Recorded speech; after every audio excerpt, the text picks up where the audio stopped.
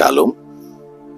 यहोवा को अपने सुख का मूल जान और वे तेरी मनोरथों को पूरा करेगा।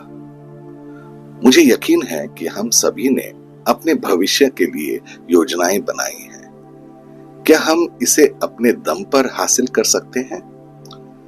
क्या हमें दूसरों की मदद की जरूरत है?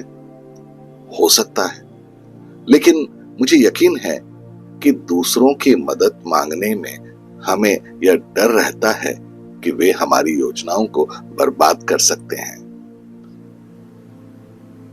ऐसा इसलिए क्योंकि कई बार हमने कोशिश की और मदद मांगी है और लक्ष्य हासिल करने के बजाय हमें यह एहसास हुआ है कि इसमें देरी हो रही है। क्या हमने कभी परमेश्वर को विकल्प माना है? ऐसी चीजें हैं जिनकी हम इच्छा करते हैं और जो केवल परमेश्वर ही हमें दे सकता है। लेकिन कुछ लोग कहेंगे कि मैंने परमेश्वर को विकल्प माना था, लेकिन जब भी मैंने परमेश्वर की ओर रुख किया, चीजें हमारे हिसाब से नहीं हो रही थी। हमने प्रार्थना की, लेकिन ऐसा लग रहा था कि वे हमें नहीं सुन रहे हैं। हम निराश होने लगे। हमें ऐसा लगता था जैसे वे हमारे लिए नहीं है या फिर हमारी मदद नहीं करना चाहते हैं। ऐसा बिल्कुल नहीं है।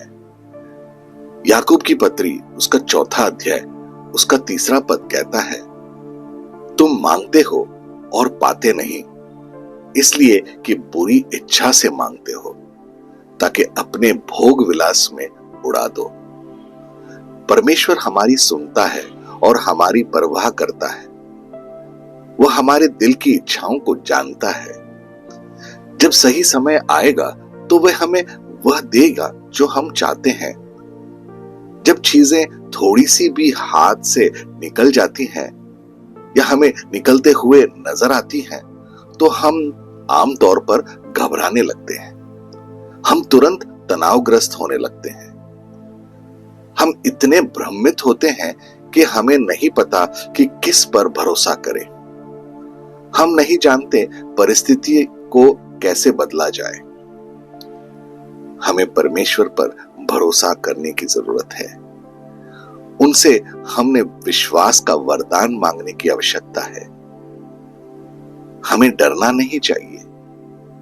डर का संक्षिप्त परिभाषा झूठ, सबूत, सच लगना है।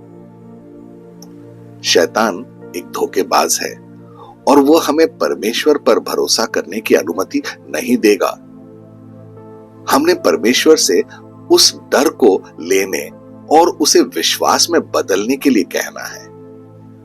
भजन संहिता 37 उसका 4, यहोवा को अपने सुख का मूल जान और वह तेरी मनोरथों को पूरा करेगा।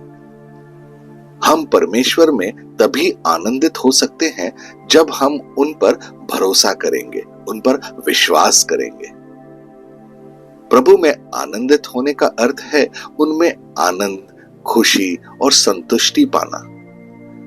जब हम प्रभु के साथ अपने संबंधों को प्राथमिकता देते हैं तो हम प्रभु में आनंदित होते हैं।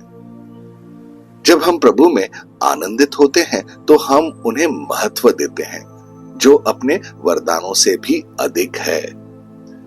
वह स्वर्गीय परमेश्वर है। वह हमारे हृदय की अभिलाषाओं को हमारे मांगने से पहले ही जानते हैं। मत्ती रचित सुसमाचार उसका 6 अध्याय उसका 8वां पद, सो तुम उनके नाई न बनो, क्योंकि तुम्हारा पिता तुम्हारे मांगने से पहले ही जानता है कि तुम्हारी क्या क्या आवश्यकताएं हैं। यदि वह उत्तर नहीं देते हैं तो हमें हार नहीं मानना चाहिए। हो सकता है कि हम जो मांग रहे हैं वह हमारे लिए सही ना हो सकता है कि उसे देने के लिए अभी सही समय ना हो। सब कुछ उनके समय पर होगा। परमेश्वर जानता है कि हमारे लिए क्या सर्वोत्तम है और वह हमारे हृदय की अभिलाषाओं को सुनता है। वह हमारी हृदय की अभिलाषाओं को पूरा करेगा, परंतु जो उनकी इच्छा के अनुसार हो, जब समय सही हो। धैर्य रखें, और प्रभु पर भरोसा रखें। आइए प्रार्थना करें। प्यारे और विश्वास योग्य स्वर्गीय पिता, मैं आपके वचनों के लिए आपका धन्यवाद करता हूं। मैं आपका धन्यवाद करता हूं कि आप जो मेरे जीवन में हैं, मैं आपके अद्भुत कार्यों के लिए आपकी प्रशंसा करता हूं, क्योंकि आप कुम्हार हैं और मैं मिट्टी हूं। मुझे अपनी इच्छा के अनुसार ढालें और बनाएं। मुझे आपको और करीब से जानने में मदद करें। मुझे उन समयों के लिए माफ करें जब मैंने आपको हल्के में लिया। मुझे यीशु की तरह विनम्र होना सिखाओ। मुझे एक बच्चे की तरह खुश रहना सिखाओ। मेरी मदद करें कि मैं सांसारिक सुखों के पीछे न भागूं।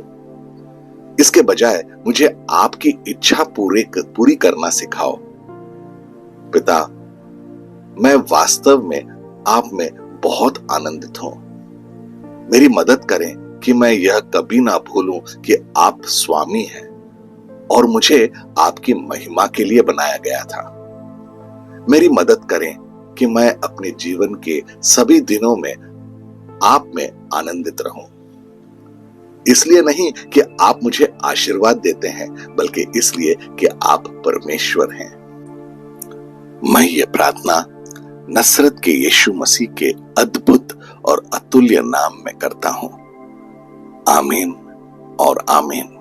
अपने दिन की शुरुआत प्रभु यीशु से करें। सब्सक्राइब कीजिए, नोटिफिकेशंस ऑन रखिए और ये दैनिक भक्ति आपको रोज मिलेगी। धन्यवाद।